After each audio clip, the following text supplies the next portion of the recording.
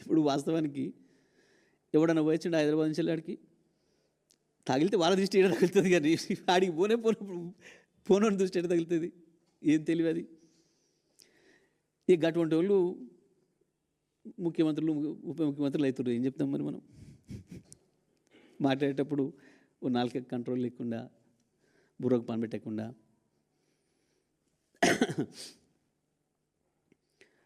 రోజు వస్తే వచ్చిపోయేటోళ్ళు వందలాది వేలాది మంది అక్కడి నుంచి వాళ్ళు హైదరాబాద్ను చూసేది వాళ్ళు. ఏమంటాం మనం?